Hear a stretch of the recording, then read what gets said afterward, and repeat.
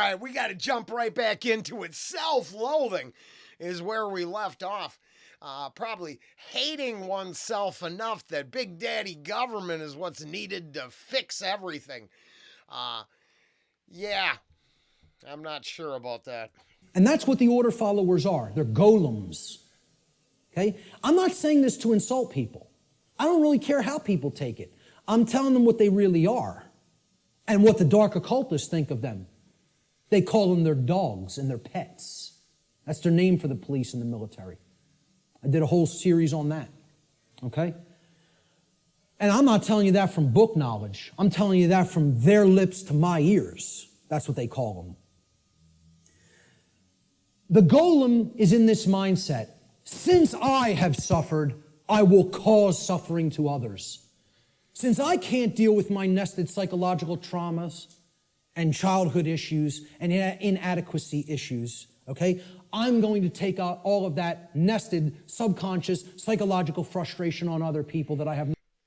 Wow, I didn't think it would take the first statement, but this is, a lot of people are dealing with this right now because of inadequacies, dealing with their emotions, people acting as stupid as they've ever acted.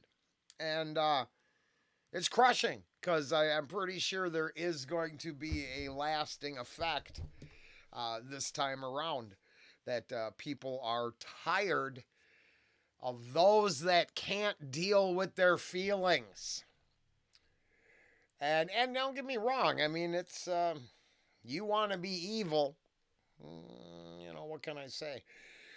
If we're dealing with harm, opinions, I don't know. You know what I mean?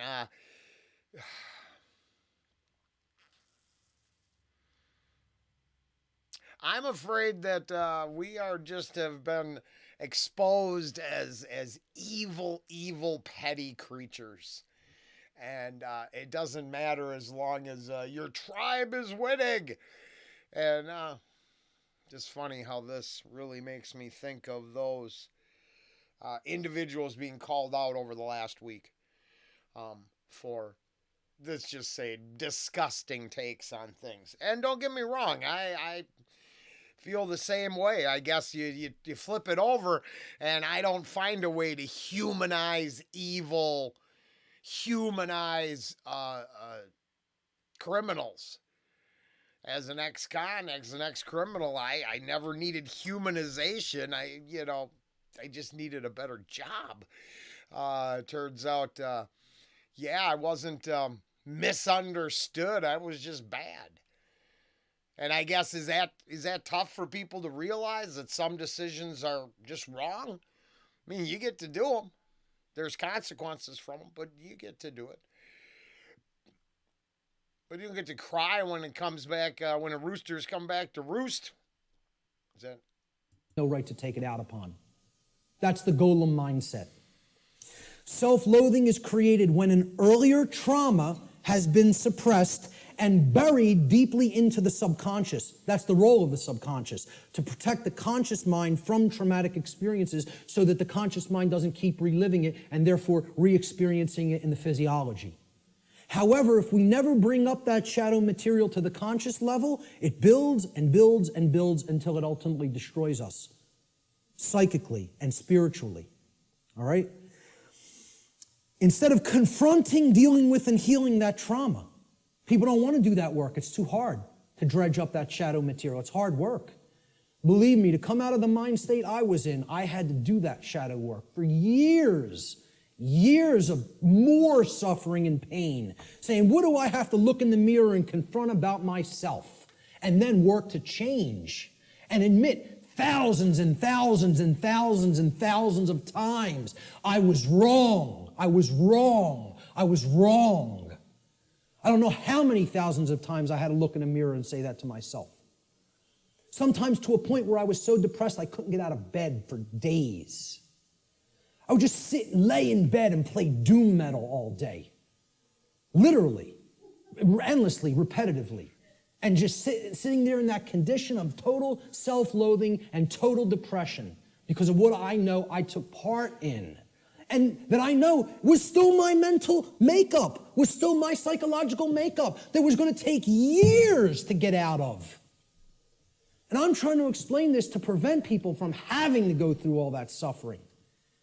This knowledge can be gleaned without having to go down that path. It can be done. I'm not telling you that's easy work, but it is possible. Such trauma could take the form of feelings of inadequacy, whether they are real or imagined. And you know what that mind state ultimately is? It's a self-prison. That's somebody putting themselves in a cage. These people who want to take out their psychological frustrations on other people, they're prisoners. They are in the cage, and they love being in the cage. They don't have any desire for freedom. Hold on, everybody. Hold on.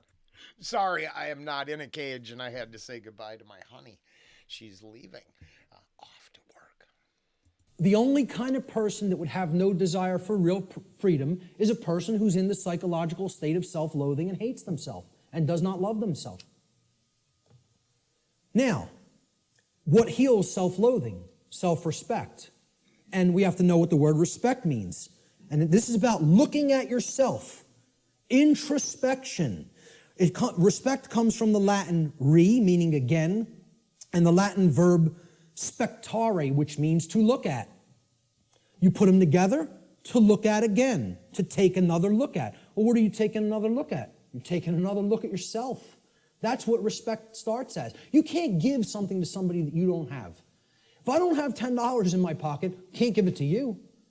If I don't have a coin in my pocket, I can't give it to somebody else. You got to have it first to give it. So nobody can give respect to anybody else unless they first developed it inwardly. Self-respect has to come first. And that's why these people don't respect anybody, order followers, most of all themselves. Until they do that work of self-introspection, they're not going to develop that self-respect. And I'm not telling you that's easy work. It's hard work that can take a lot of time.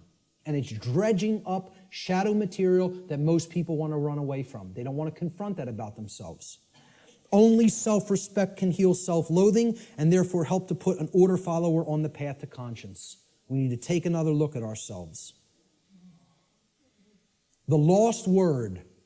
All right, this is the end of the natural law segment, and I'm just going to talk about solutions toward the end a little bit. All right? The lost word. It's a concept in esoteric Freemasonry, which represents a state of consciousness that has been largely, quote-unquote, lost to the majority of human beings.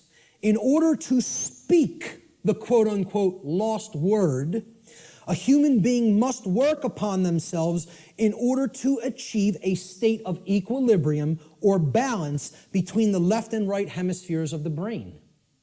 In such a state of balanced consciousness, the being has come to know oneself, as well as the working operations of the macrocosm, meaning natural law.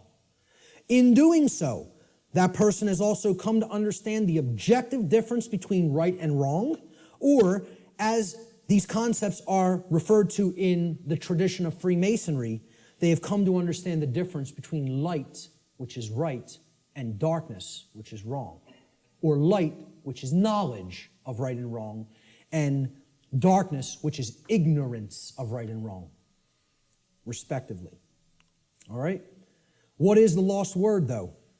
That's the lost word, ladies and gentlemen. You know the knowledge of the highest levels of Freemasonry. Oh, wait. No? There was a takeaway that I think I've reiterated for years now. The most important thing we ever hear is no. Boundaries. Yeah. No. Most actual Freemasons in the lodge system don't know the lost word. The lost word is no. And I would suggest to you, it is a dual word. The lost word is dual, meaning it's two things. It's not just one. It is the word no, N-O, and it is the word know, K-N-O-W. Those are the lost words. Okay? In the enlightened state of consciousness generated through the knowledge of natural law, a human being is finally able to speak the so-called lost word, which is no. No is the word of all power.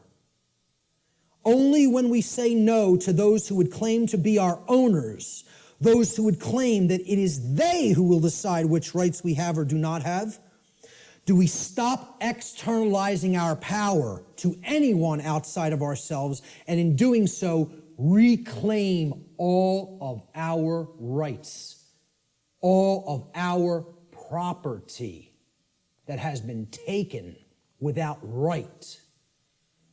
Sadly, very, very few people in our world have the knowledge, care, and courage that is required to do this.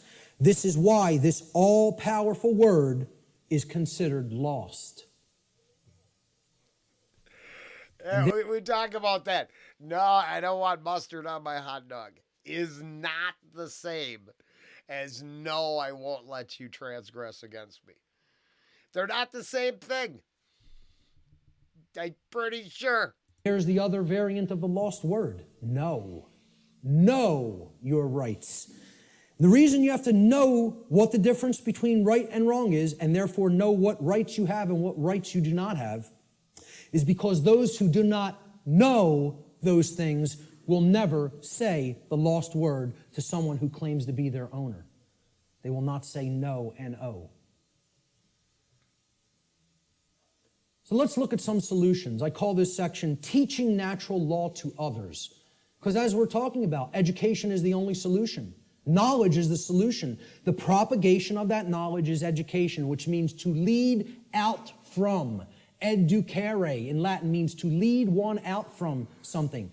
And what is education? It means to lead one out of darkness, out of ignorance.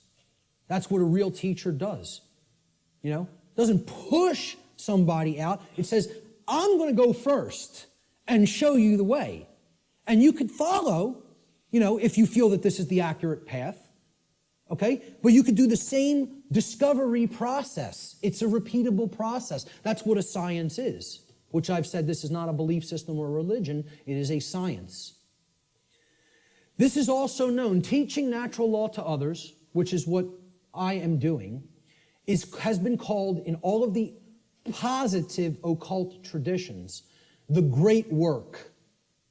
And I call it the true great work, because the dark occultists take everything and twist it around, and they have their own variant of the, quote, great work, which is creating a world of total slavery. That's the dark great work. I call this the true great work, or the light great work, however you want to refer to it as. It's just a piece of jargon. It's just a tag that we put on it. Shift happens. Well, maybe, but maybe not. The result's not guaranteed here, folks. The New Agers want to tell you it's all guaranteed, it's all in hand, you know. The Zeta Reticulians are going to be coming in from orbit any moment here, give us all the secrets to the universe, save us from our own ignorance, you know. You just got to wait a few more years or decades or millennia. But they'll be here soon. A quantum shift in human consciousness is required for humanity to become free of its self-imposed state of slavery. Unfortunately, this great change is not an automatic process, nor is it guaranteed to happen at all. We can be in this condition for a very, very, very, very long time, or it can snowball and lead to total annihilation and the extinction of the human species. The positive outcome is not guaranteed. Anybody who thinks it is very naive and, you know, extraordinarily right-brained and overly positive. I'm not telling you the negative outcome is guaranteed either. I'm telling you it can go either way, depending on how consciousness goes. About how many people in quantum numbers are going to choose truth over deception. That's what's going to that's what's going to determine the outcome. Whether or not it will occur is a function of the human will to learn the truth and to teach it to others. This involves enormous effort, enormous dedication, and most of all, enormous persistence. You can't give up. Continuous application of will is required. Continuous work. In alchemy, there's a saying. It's like the catchphrase for the alchemical tradition. Labore et constantia. It means work and constancy. Continual effort. That's what's going to get this boulder up the mountain. That's it. And it's going to go kicking and screaming, folks, because of the level of calcification the human mind is at. I don't expect this to be an easy process. I'm not blowing smoke up your rear end and telling you, hey, come over and do the work, the great work. It's going to be so much fun. It's going to be so easy. We're going to get it done real quick, and everything's going to be fine. Okay? If I was some new age guru who was trying to get you all to believe what I'm saying, that's what I would tell you. Because all I'd be worried about is how popular I am and how many followers I can accrue. I'm not interested in that. I'm interested in telling you how it really is. That doesn't make me popular. As a matter of fact, that makes me hated by a lot of people. Okay? This is not going to be easy. A quantum shift has requirements. Quantum, the word quantum is derived from the Latin noun quantum. It's the same word in Latin as it is in English. Quantum in Latin means an amount of something. In order to tip the scales of truth and justice back to balance, a certain amount of people actually need to be doing the great work to help others to receive truth. Oddly enough, I think this is what the unfortunate event last week is going to do. I think people were looking for this magical awakening where, because it was infiltrated by the New Age movement, which I know I align with Passio on these ideas here. What I think actually happened is the lies, the deceit, and the propaganda that turns, good speech into bad speech has a light shined on it right now. And without taking things completely out of context, I mean, one side of the tribal divide is, really trying hard to demonize ideas. But when you examine the ideas, they don't look that rough. They don't look, they look like they're made up of the light. And when you flip it over and you look at the other side, those things kind of look like they're made up of the darkness. Secrecy, lies, deceit, deception, control. The accusations fly back and forth against each other across the tribal divide. But the evidence is stacking up to one side being, let's just say, demonically inspired. I mean, the amount of evil and darkness that we have got to see in the last week, it's pretty sad. It's pretty sad. Now, you could say it, but this is no different than the mask debate during COVID, where they fired tons of people for pointing out that the side of the box said it didn't work. Oh, you gotta go. So it was okay to control their speech or punish them for saying things not within controlled speech back during the pandemic. I'm not sure. I don't agree. I think we should be able to just ignore stupid people, but I don't know. I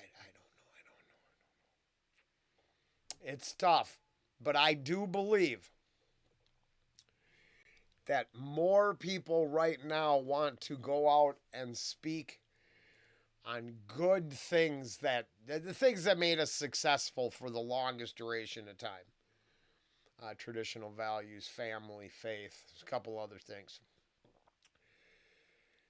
It does seem like there is a resurgence. And, I think I can't call it good. unfortunately real. If we don't have enough people doing that, those scales are not going to tip in the opposite direction. Got news for you. We need to hit a critical mass number. Numbers are required. The New Age movement wants to tell you, no, numbers aren't required. A tiny, tiny, tiny, tiny portion can make great, great, great change happen. Nonsense. It's not called a quantum shift for no reason. It's called a quantum shift because quantum means an amount. Okay? You need to put enough force on that scale to get the truth to tip in the other direction. If you don't have that amount, it's not going to tip. All right? So, individual behavioral choices, whether they are either based in harmony with natural law or opposition to natural law. They combine in their energy and effect, and in the aggregate, meaning in the sum total, they influence the quality of the manifested shared human experience. That's how reality is created. We're not very contradictory to the New Age notion. Each individual is not creating their own reality. In the aggregate, humanity is co-creating the collective shared experience that we are all on. There, I think, is telling for some of the stuff we're going through, because that sounds like some of the arguments we hear. Current events. Well, in reality is what I think it is. It's what I say it. No, it's this actual existence we dwell in. It's not whatever your view of it is. I can live in a fantasy world too, but it doesn't change the hell, just the contractual arrangements I got going. Oh, it's complicated. Very contradictory to the New Age notion. Each individual is not creating their own reality. In the aggregate, humanity is co-creating the collective shared experience that we are all undergoing. We collectively create our shared experience. Not each individual creates the reality that everybody experiences.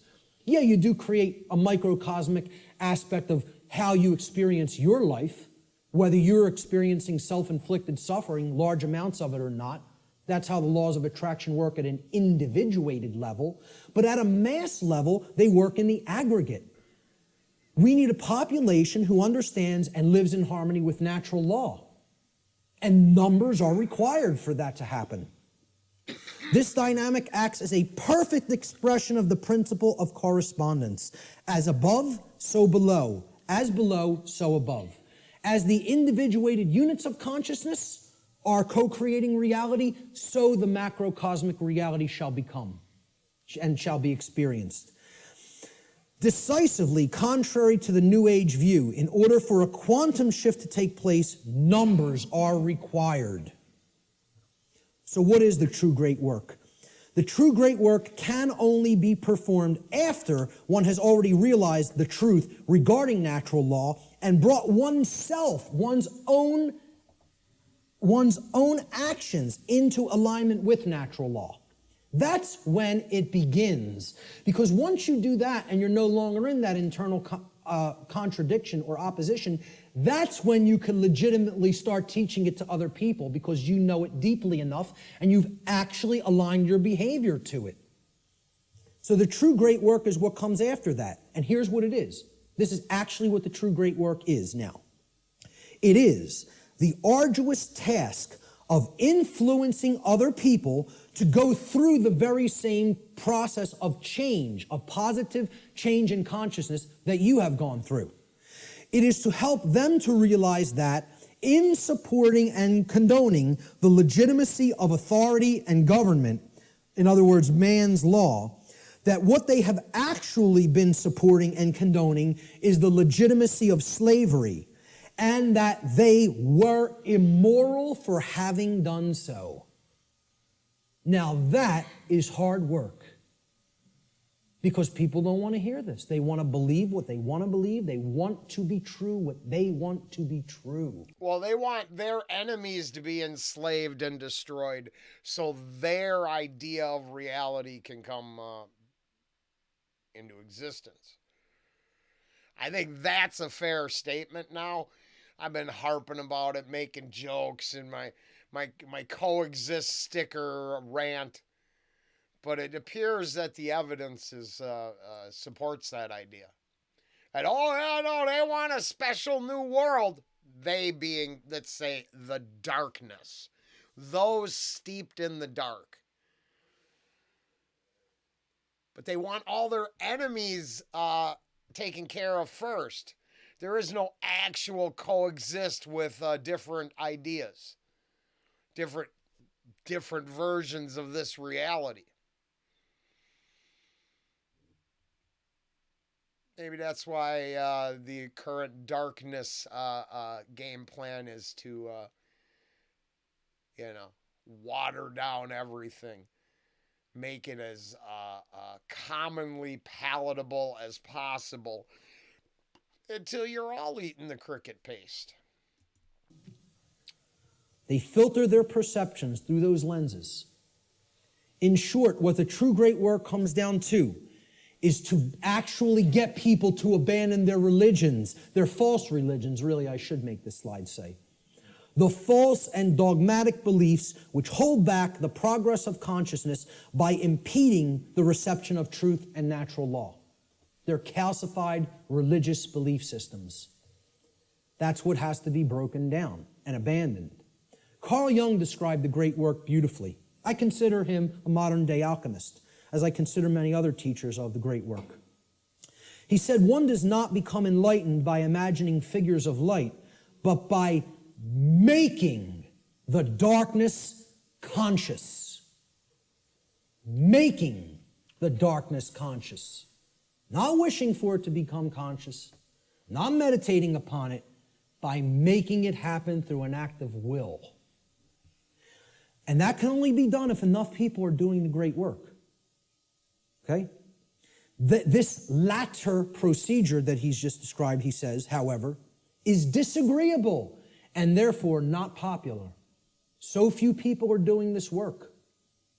The answer is to actually become the teacher. I don't do this because I want a lot of people to be students and follow what I'm saying. I could care less whether you follow me. Believe me, I'm telling you, the wrong thing to do would be to follow me. That's a bad example. You follow me, you're going to go down a deep path of suffering for many, many years before you come out of it. It would be a bad choice. I'm telling you to follow truth, to know truth. Has nothing to do with me. All right? When people hear that's what the great work is, to help change other people's minds, once you change your own, it's like this. Let me run away from that as fast as possible. Are you crazy? You want me to do what? That's the hardest thing there is to do. Exactly. That's why so few people are doing it. Many hands make light work. If we had more people involved in the effort, it might go smoother. It might go faster. Jefferson said, educate and inform the whole mass of people. That is the only sure reliance for the preservation of our liberty. Education is the answer. Researcher Donald McIlvaney said in his book, Toward a New World Order, in every declining civilization, there is a small remnant of people who adhere to the right against the wrong, who recognize the difference between good and evil, and who will take an active stand for the former against the latter. There's a small group who can still think and discern for themselves and who will courageously take a stand against the political, social, moral, and spiritual decay of their day. Brilliant. The words that are attributed to Jesus in the Gospel of Matthew, and many people will never have heard this quote. He says, do not suppose that I have come to bring peace to the earth. I did not come to bring peace, but a sword. For I have come to turn a man against his father, a daughter against her mother, a daughter-in-law against her mother-in-law. A man's enemies will be the members of his own household. We're going to talk about who the enemy really is. Anyone who loves his father or mother. Sugar. My answer to what's been going on over the last week is now to basically say, hey, Did your inability to raise your kids create the activism that they're taking part in? You don't believe in that darkness that they're spewing, but did you ignore them enough that they spew that darkness? Because I think there's some accountability. Oh, I work too hard. I'm going to give it really easy to my kid. And then we see what giving it really easy to them got us. I think there's accountability for those who propagate evil, darkness, for those who wish to live in the shadows. There has to be a light that shines on them. More than me is not worthy of me. Anyone who loves his son or daughter more than me is not worthy of me. And anyone who does not take his cross and follow me is not worthy of me. Whoever finds his life will lose it, and whoever loses his life for my sake will find it. These are words attributed by Jesus, but what you want to put in place of Jesus is the word truth. The way, the truth, the light, knowledge, knowledge of natural law, Christ consciousness, okay? He's telling you there are going to be people in your own family that aren't going to align themselves with right over wrong. They're going to continue to choose slavery. They're going to continue to advocate slavery. These aren't people who you want to continue to align yourself with if you have made an effort to truly explain what's really taking place. See, this is the concept of true forgiveness and turning the other cheek. It doesn't mean turn the other cheek and continue to ignore evil and excuse evil indefinitely while it destroys you. It means you have to give people who you're close with and you have an affinity with more chances than you would give just somebody who you don't know to learn the truth. It's like saying, because I really care about this person personally, I'm going to keep going back, and I'm going to keep hitting them with the truth. And eventually, if they come over to the side of truth and right, fine.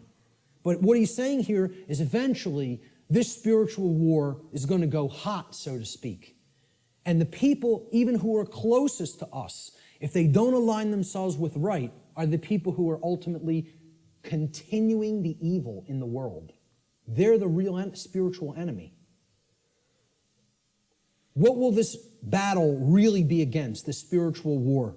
Well, I say it will really actually be against inner demons that exist in the psyche of mankind. And these inner demons are egos that are hardened into what I've referred to as negative knowledge, emotional mind control, and the fear of true freedom. So negative knowledge is the... I think that's perfect, because then next week I think we can finish it, wrap it up.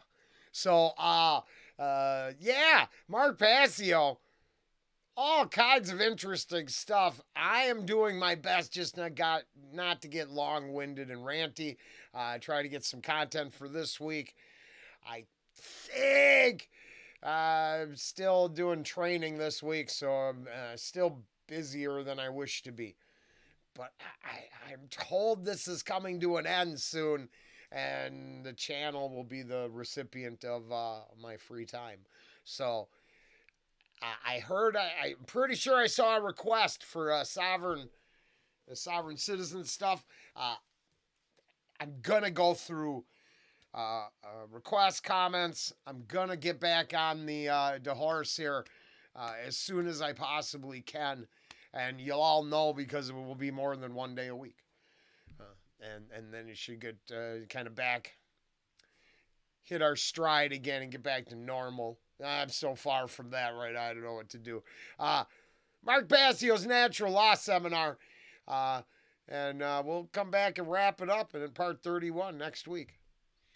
And we made it. And I highly recommend go checking it out on your own, so you don't got me ruin it for you. Later.